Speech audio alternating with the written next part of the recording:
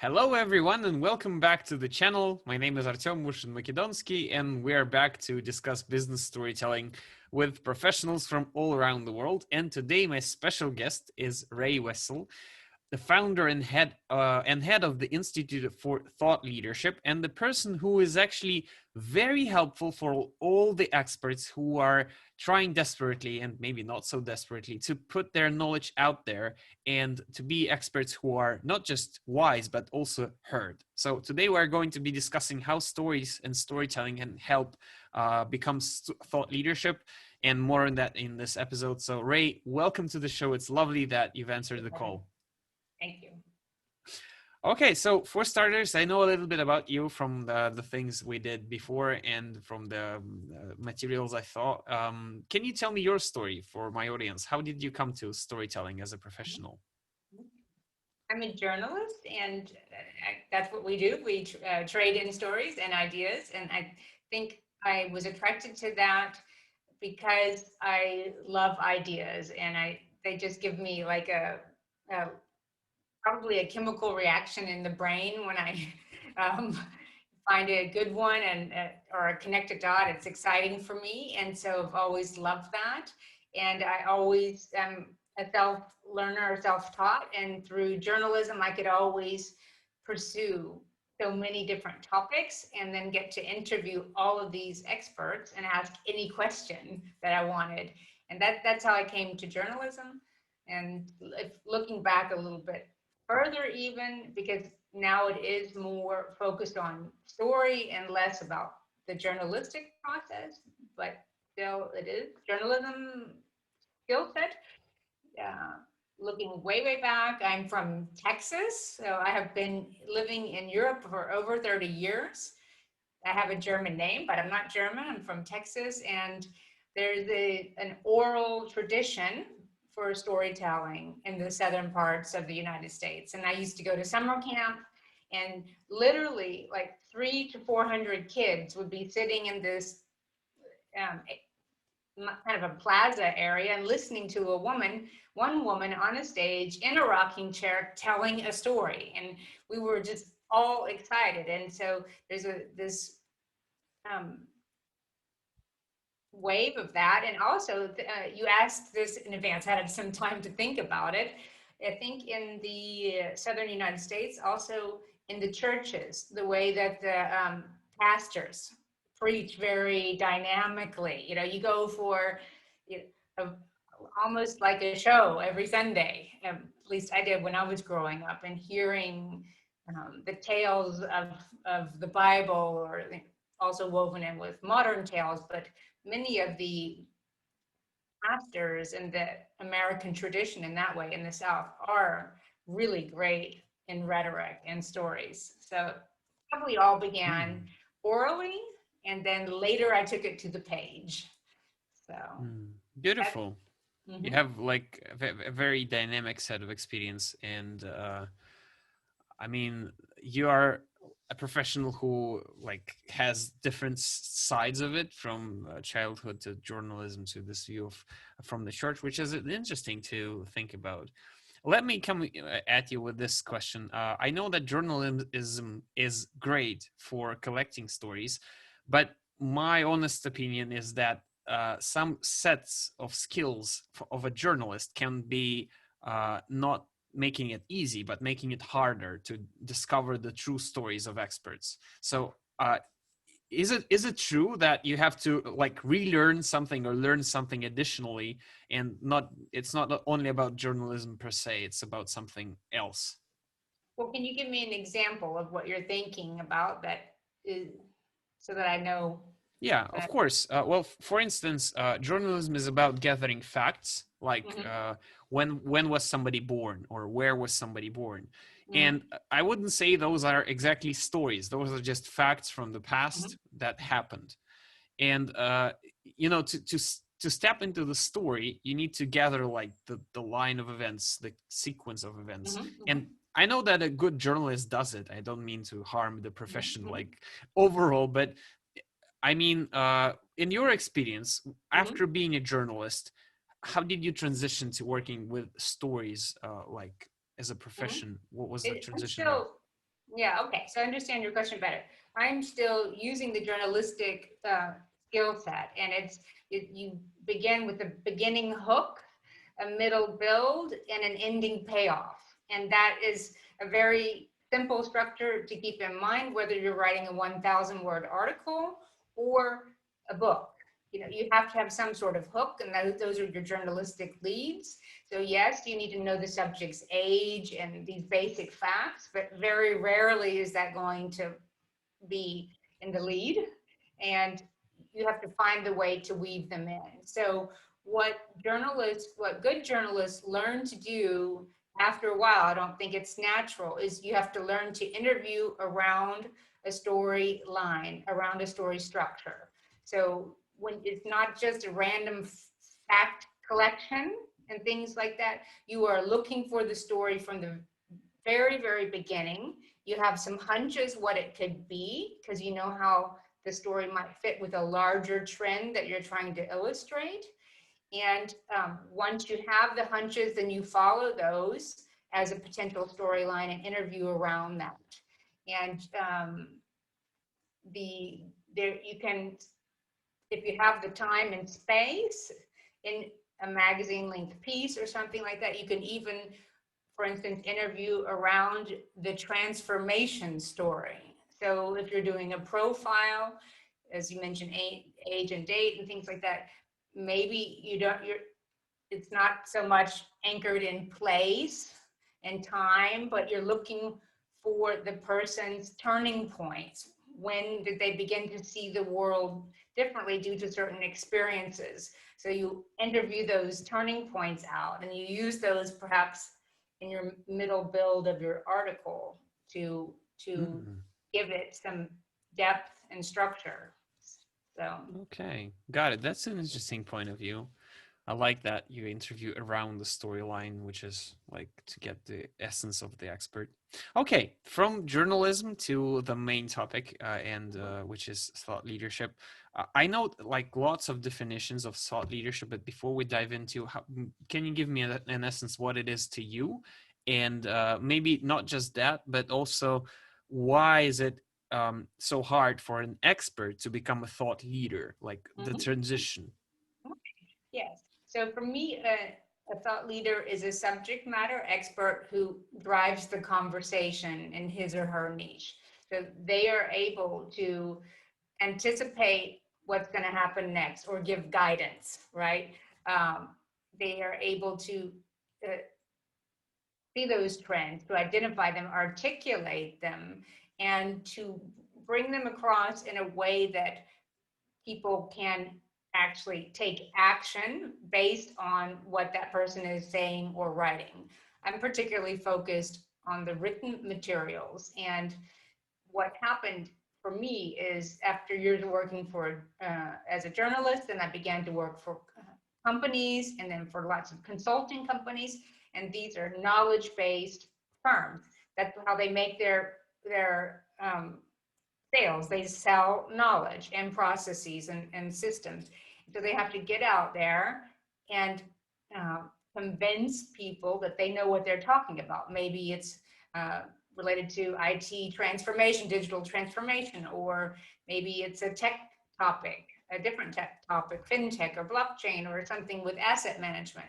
So people, the subject matter experts, they get so deep into their particular topic that sometimes they can't see uh, the forest for the trees. And so I kept speaking with these experts. I would get the articles and be asked to rewrite them or to actually to ghostwrite them.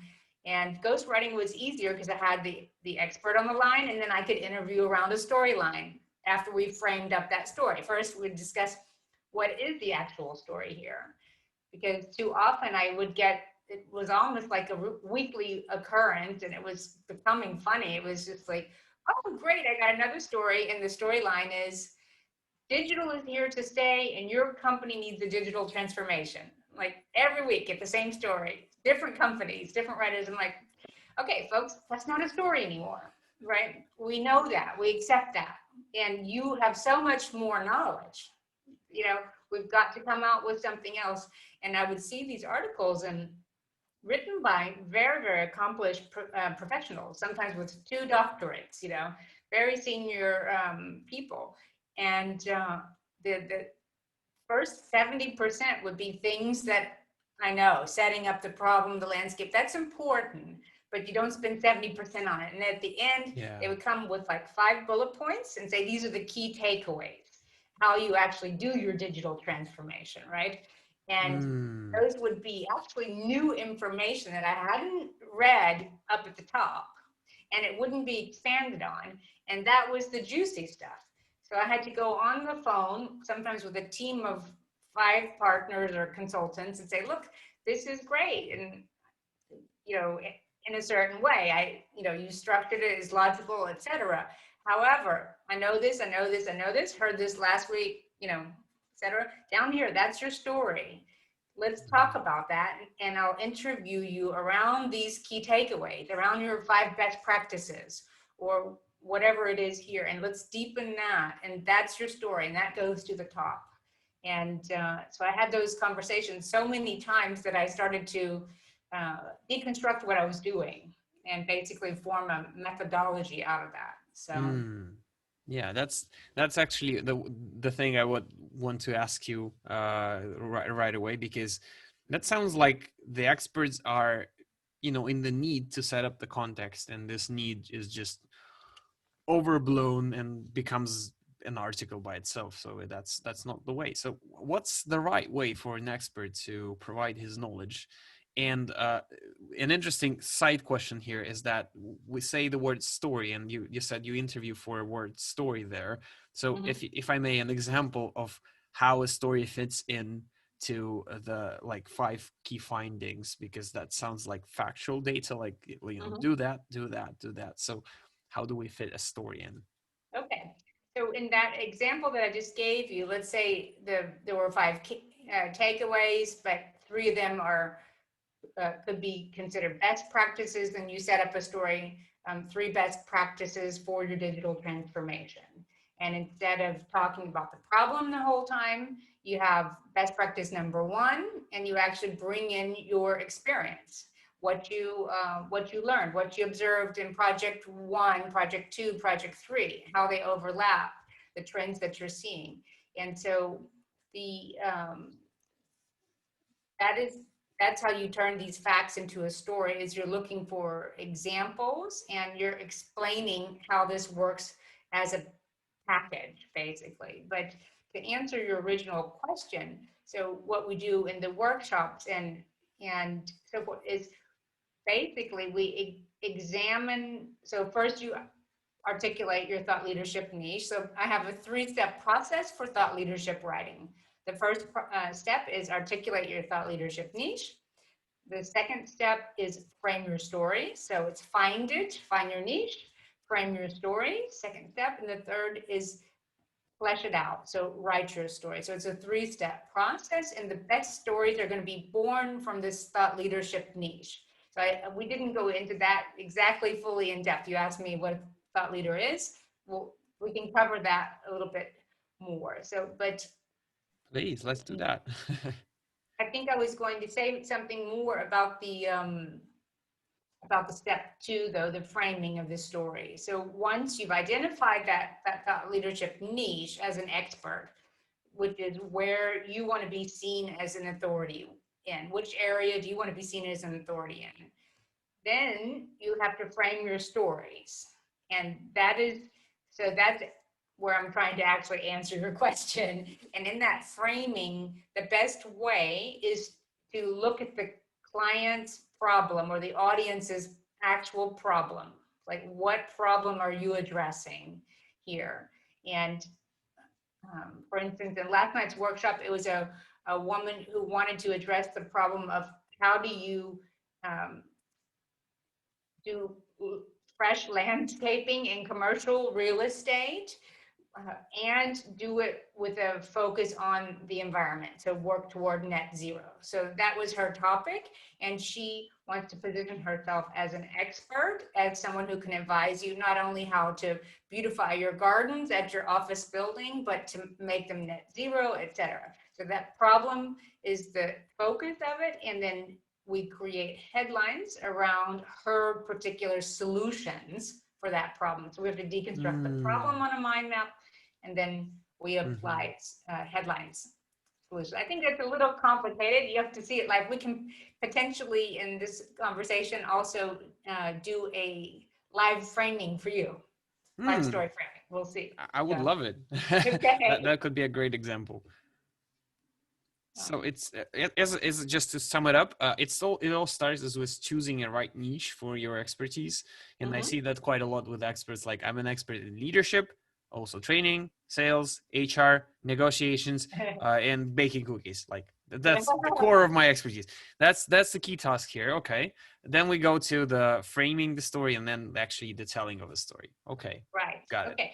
But there is more to it for the finding your niche. It's not simply understanding where your expertise lies. That is a very basic and big part of it. And it's amazing that some people who are deeply knowledgeable about complex topics, let's say asset management, they've never really asked themselves, what do I know a lot about that matters to my audience, right? And they ask, okay, they know so much, right?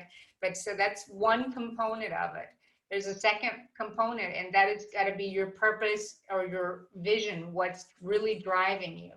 So, for instance, in the example of the woman who wants to be seen as an authority and how to beautify commercial gardens in an environmentally friendly way, she has to ask herself, why is this important to me? Why do I want to make a difference here? What's driving me and what's behind that? So to look into your purpose for that. That's the Mm-hmm. second component of finding your niche. And then you need to have a unique idea Mm-hmm. about it. So you have this competence, you know how to do it, how to advise people on this. You have your purpose, you're driven to do it, but you still have to have a unique viewpoint, because there are plenty of other people out there who have considered how to landscape commercial properties with net zero intent. So you do have to look in there and get your unique niche. All three of those come together, and where they overlap, that's what I say is your thought leadership niche. And so you have to map that out and go through that. And in that niche, Oh, that's that's where we beautiful. that's where I say is your story sweet spot. And that's where you're going to birth your best stories. And so what I'm out to do, what's important to me is I would like to lessen the noise out there of blah, blah, blah stories that don't mean much. Yeah. Yes, you can research a story and it can be interesting and useful to an audience, but so much content is being produced just to fill the channels. It's kind of like the early days of 24-hour news, right? Yeah. um, that's how the news got watered down to begin with, because oh no, we got to fill these channels, and then all of a sudden, so many more things counted as news because they happen to be on CNN or CNBC, and so I'm fan for good stories that are important for you, for your audience, that make a difference. And if you're able to find your niche with those three components and frame stories around there, then your stories are going to have an extra impact because they really mean something for you, right? Right. And they're going to be unique.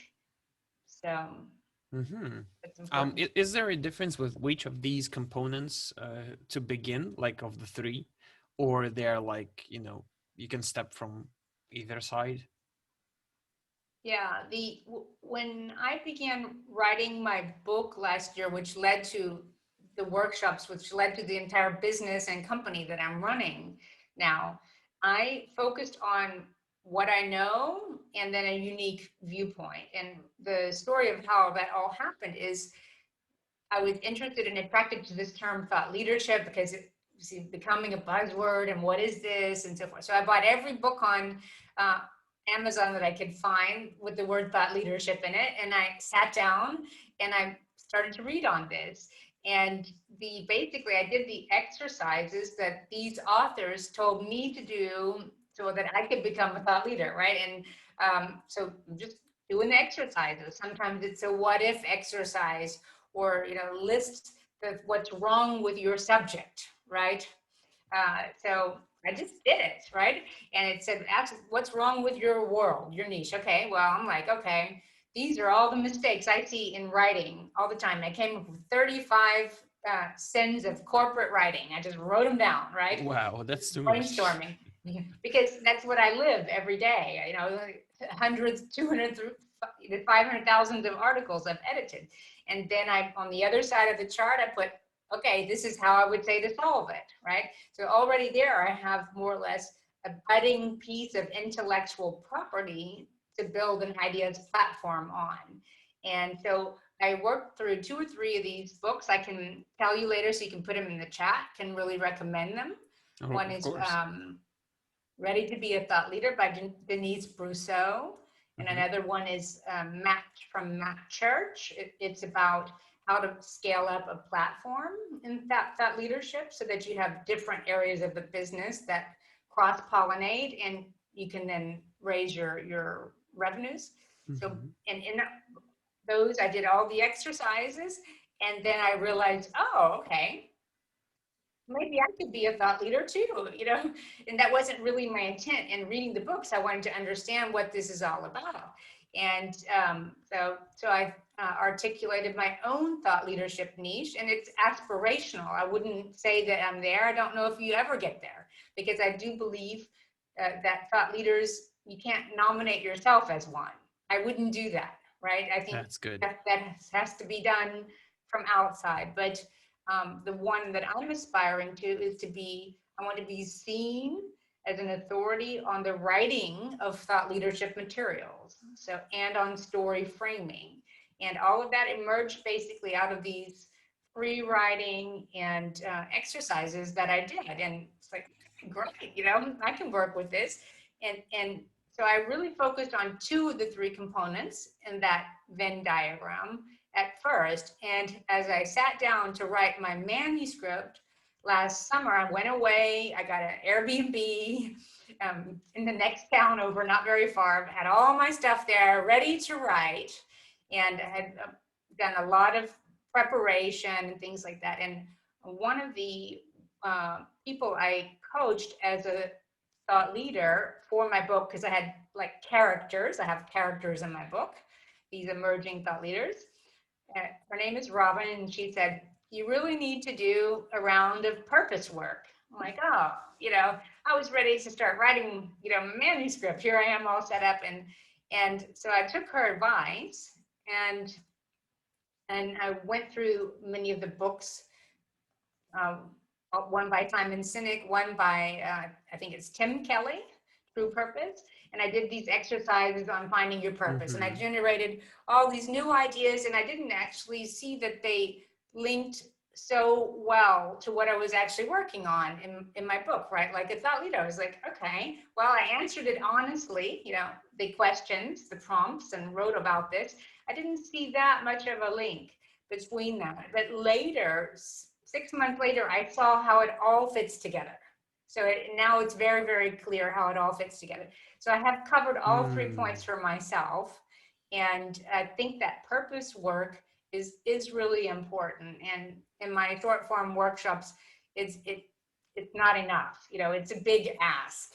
I'm saying, okay, write down what, your area of expertise. People can manage that, but it actually takes a little time to articulate that, because they sometimes stay on a very theoretical basis, right? So you need to get it very narrow and specific, and then they're pretty quick in getting the unique viewpoint, like why I see this differently than everybody else. But the purpose part, I need like an extra co-trainer who does the purpose part, because that's tough. Yeah, that's the purpose part. Yeah, that just Just yes. No more no more comments on that one. Wow, that's good. I like that you've used your example to show that you can approach it from different sides, and you show your journey. I liked hearing Simon Sinek on that, and yeah, I've used that methodology too to explore myself a bit earlier. So yeah, those are good approaches. A thought leader in thought leadership. That's like something from the movie Inception. But it's the writing of thought leadership, Yeah, right? yeah. There are other people who I think are experts in thought leadership, and yes, that may come with it. But that was where I was able to say, because when I looked at it all and I took assessment, I stood back, I did these exercises, I looked at it all, read Mm-hmm. the body of work on thought leadership. I'm like, gosh, this is already so good. You know, they're here, they're telling me how to create my intellectual property and build a platform and do this and that. And, you know, the whole journey to thought leadership, very well covered in great books by renowned publishing houses. Wiley is published Denise Brousseau's book. That it's a solid book. And I sat there and was like, I don't know if I can actually contribute to this conversation. And then I realized her chapter on you've got to write well, right? You got to do all this stuff. You got to find out all this stuff about who you are and what you stand for and what kind of, she defines thought leadership as really starting a movement, right? So a thought leader is not just going to be the expert, but someone who has, she says, one to many. So instead of one to one to many. I think I'm getting that right. Anyway, basically, you have followers who are able to carry on your idea without you. And once you've reached that point in your journey, then you're much closer to being a thought leader, or you are a thought leader. And Wow, that's so, good. yeah, it's really One too many. useful.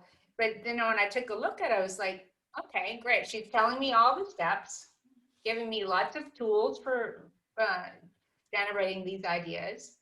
And then there's one chapter, very short, about you got to really write well and you need to publish a lot. And so it was like, that's not enough. And I looked in all these books, and there's only, I found one book on the writing of this type of materials where they actually took articles and deconstructed them and showed why this is good, because there are certain things that you can and can't do. It's a particular style of writing. And so I said, aha, that's my spot in this conversation. I'm going to focus on the writing of these materials because that's what I can do. That's what I love. And one of the major mistakes that I see is that the framing of the story is wrong. So that is, if you can frame it right using this journalistic instinct and skill set, then you're already so much better off, right? Because the structure I mentioned before, that's the wrongly framed story, right? You've got to find something new and interesting that takes the conversation to another level, tweaks it, and adds something new. And one article is not going to make you a thought leader as well. It's a body Should of be work. consistent. One book can, but not one article. I would doubt it. Yeah, that's a dream come true, but it never does. I even remember that, like, several years ago when I was starting the storytelling, like as an approach to business and a philosophy, a practical philosophy. I started writing about it in structures of stories, and I was just pouring out the theory, which was not a thought leadership, because that was not what my audience needed. It was what I knew. And that's also, yeah, I suppose you'll see that mistake a lot, like when experts write just what they know and it's not connected. And at some point, like after 1.5 years, my ex-boss wrote to me. She was subscribed to my Facebook page, and after 1.5 years of continuous post on this on one single topic, she said the phrase I'm never going to forget. She said, I suppose you do something connected to storytelling. And I was like, oh my God, 1.5 years of consistent work. And this word suppose is just a knife to the heart. Honestly, that was painful. But we did a great project together, because I turned out to be really not a supposedly expert. So yeah, that's fine. Ray, you said we could try something out, and since we don't have like much of time, maybe there is an exercise which we could demonstrate. This is an egotistic question, but anyway. Then let's start. Usually I have some visual aids, but let's try to do it without that for now. Potentially I could even pull up a mind map. Let's see if it works without it. So can you tell me, let's look at those 3 points on the find your niche Venn diagram. Okay. So what is it you know a lot about, Artem? I'm going to take a few notes to make sure. Okay. Well, I do know a lot about stories, the way they work, the tasks they are needed at, like not just how to structure a story, but rather on how to sell with it, lead with it, market with it, brand with it, and etc. So like how to use it for something.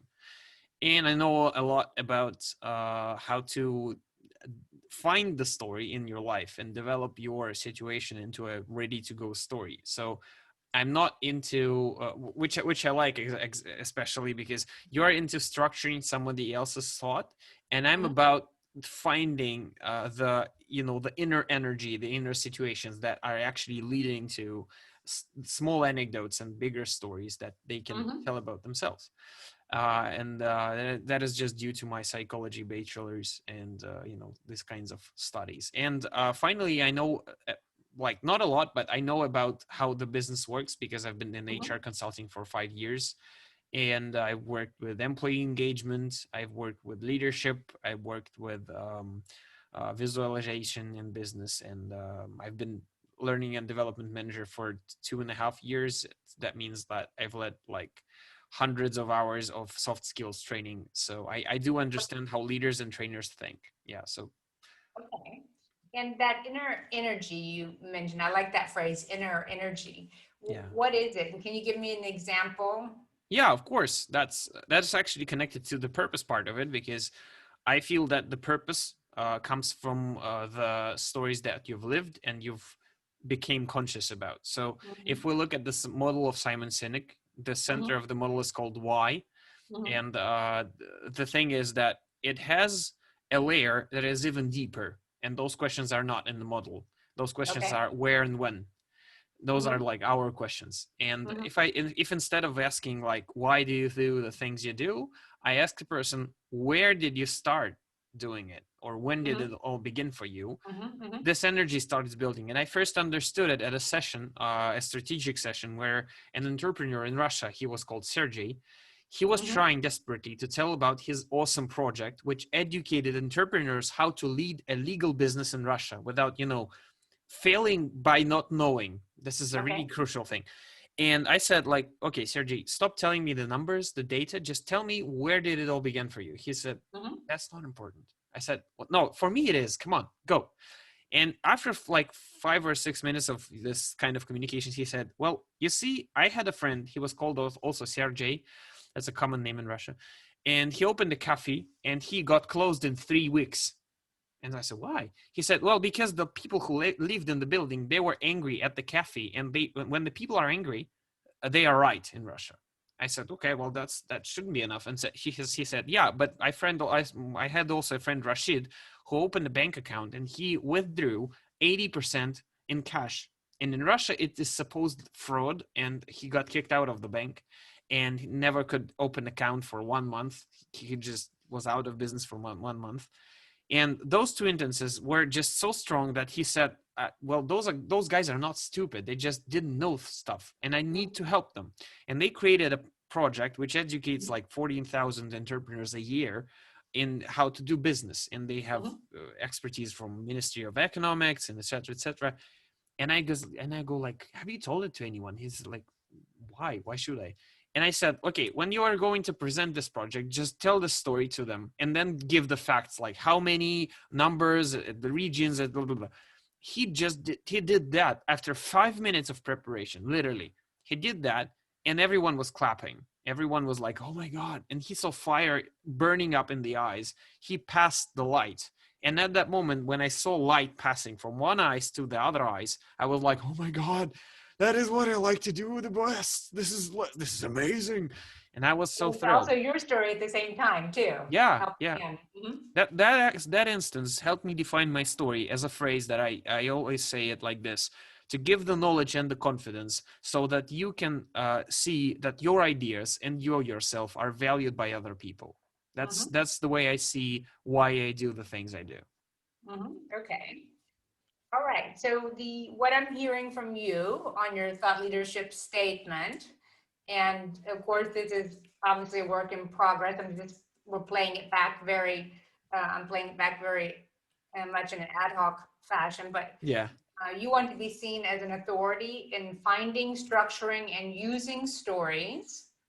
So Yeah, and correct. two, what would the what's what why do the people need to find, structure, and use stories? Or is in Oh, business, you said for me the answer is philosophical, and that's the hardest part to get over to people, honestly.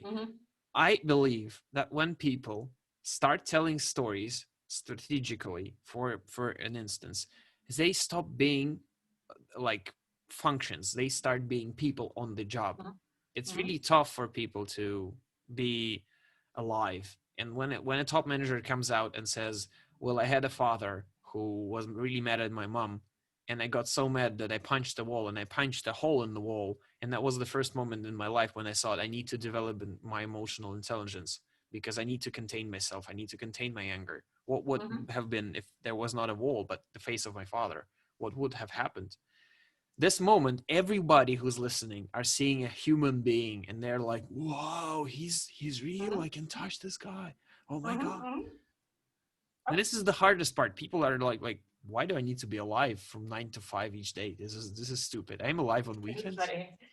Okay, so recapping again, and this is just my playback. This is not your statement. You please create that for your needs, but Okay.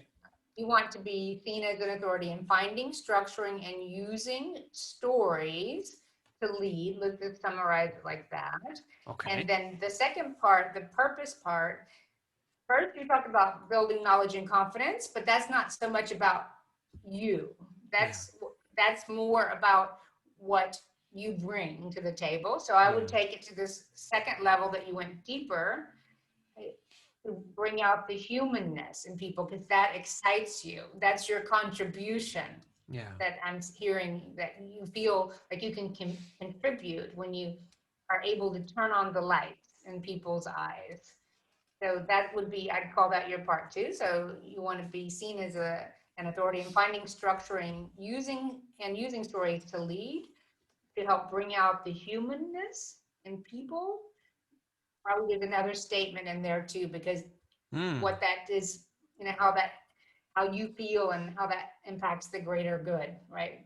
And then the third part would be your business intent, because this type of writing is for a commercial intent. We're not creating these stories only for altruistic reasons. There's a business intent Yeah. to it. And so, and what would be your business intent? That's a broad question. Like, do I answer it in terms of how much money do I want to earn, or who do I want to work with? Yeah, Is the in my statement, it's simply to enable me to live the life I want to live and send my child to college, and Oh, okay, okay. So pragmatic. Okay. Well, two things. I want to make sure that um, I earn enough to make my family prosper, and I can specify it to holidays, etc. But you know, but the second thing is that I really want to create a niche for the corporate storytellers who are like people who can earn money and stay human by helping others stay human. That's other pragmatic visionary goal. Okay. But the first is making money. Yeah. Honestly, that's like, well, we got to do something to earn the stuff. So, if we assume that that's your thought leadership niche, and where those things intersect, that is, well, your main point of positioning. And then out of that is where you want to find stories. So a lot of the keywords that you mentioned. So if you think about what is the main problem you're addressing from that niche, like you did list that you do quite a lot of things. If you look for an umbrella problem here, what's really the problem you're addressing? I would say that it is the problem that people are hiding behind the function, but that's not the core. That's Function of the because leader or what? No, Or like the people who are working, like Mhm. anyone who is working in the company, at some point is trying to hide behind the function. It's like, oh, I'm just your boss. I'm not your friend. And not in terms of everybody should be friends, but that is not the core problem, and that's an insight for me, because the way you've asked it makes me think that the core problem is actually not the people hiding; it's actually the system urging the people to hide. It's about the system making them easier to progress in their job, easier to find success if they do not show up as a human being, because it's like, yeah. So what is the root of the problem, whether it's the system that's causing it or it's the actual human nature to hide a bit? What is that this problem lead to? Why is that bad or wrong? Well, when we hide behind the function and we put the mask on, we just tend to lose touch with others. I read this awesome book called Paradox of Power by Dacher Keltner. It said that when we gain power, we tend to lose power, because when we gain power, we gain it through being empathetic and sympathetic to other people. And when we are powerful, we tend to forget that we need to be sympathetic to be powerful. And we just skip these parts. And he has a lot of scientific experiments to prove that. And for me, that's the case. Like when we work in that system, we actually degrade the system, and at the same time it will, in the future, eventually it will fail, because we are now in the system. We are not people, we're just parts of the system. And the system will not collide without human people in it. Yeah, that's the outcome. So the company will fail eventually. Okay, so I like the way you say it, when people failing to show up as human, basically taking the emotion out of their interactions, and always putting the good face forward, never showing any weaknesses or vulnerabilities. So if that is the problem, and then it leads to the systemic problem, which is that we're all walking around with some sort of mask on, right? And essentially unable to connect. So many masses of people, and so much loneliness, whether it's on the job or personally, right? And this failure to connect because we've been taught or told that this is the right way to do it. And I think that is an idea that you could potentially develop and find stories around, and that have a very unique angle that, as you write them, give you a chance to explore your own ideas and refine them and articulate them and so forth. So the problem that I'd say, like, the higher level you can take the problem, the harder it is to create the very concrete stories. But okay, so you can, like, put the problem in the middle of your mind map is systemic reasons for hiding, not showing up as human, or it could. That's lovely. I never thought about it.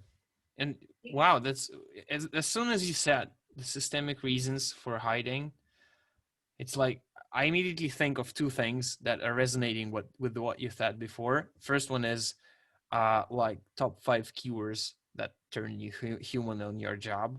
Okay, like, there you go. So you're already thinking in headlines. Wow, how did you do that? Like I have never thought that. Wow, that's good, right? That's thoroughly good. And the second thing is actually a surprise for me, because I actually remember a specific story, a specific episode where I saw a leader perform in a non-human way and then realizing that that's not the way. And I totally forgot that. Like, it just snapped out of my head, and it's back there right now. Wow. Thank you. You're welcome. So you're naturally applying these headline structures to create stories around that. And if you take that as a problem to deconstruct, then you can I can tell and feel that you have thought about this quite a lot. If we did a mind map, it would probably have 10 different arms, and from each arm you can apply these headline structures and have lots of different ideas. And potentially you could build an, uh, an ideas platform, an ideas-based business around that as a big idea, which is ways to fight systemic reasons for hiding, or even to just show what we're doing, because that's what I think one of the lesser known problems. So very often, and subject matter experts have a problem that is very well known. So then they're under more pressure to come up with the interesting solutions. There is a type of thought leadership writing which is focused on actually explaining the problem, right? For these lesser known problems. So you could take it in different directions. But if that resonates with you, that's an idea that you could build on. Thank you. That is really a powerful exercise. I now understand why you're prospering in terms of that area that you took, because like when you asked the questions you've asked and when you give your reflection back, you were so humble, and at the same time I saw this fire, like oh, I'm about to explore another human being. It was so gentle and pleasing. Thank you so much. It was a great experience. Thank you. Thank you. We have two last traditional dessert questions, and I ask them to all storytellers. So I want to hear your take on it. So the first one is, and I will rephrase it a little bit. What would be your advice for future thought leaders and current experts who want to develop their storytelling skills, but they're in the beginning of their journey? So my advice is to start noticing what you're reading, and when it works, ask yourself why, right? So at the top of the article, you're reading, and then you stop, pause, ask yourself why. Was not engaging? What did not work? You find yourself printing it out, marking it up, and reading more. Then ask yourself why, and then you'll begin to notice structural points. So that's one good thing. And another thing that's also fun is watching films and series and analyzing those films and series. There's a lot of podcasters and storytelling teachers who will lead you through that. So you can begin to understand the anatomy of a scene and begin to understand what's happening, why, right? Because in a film, and it should be so in a book, it's not, I think writers are a little bit, they sin more often. Every scene, every paragraph, everything should have a purpose, and that is to move the story forward. And that's not just for fiction, that's also for nonfiction. So if it's not moving the story forward, then it doesn't belong in there. And filmmakers are, I think, better at this, because the way the industry works, you can't just have a bunch of nonsense in there. So as you notice details about films or series, then start asking yourself, what is the function of that detail, that foreshadow, that zoom into, or that pan, or that type of music? What is the function of that in bringing this story forward?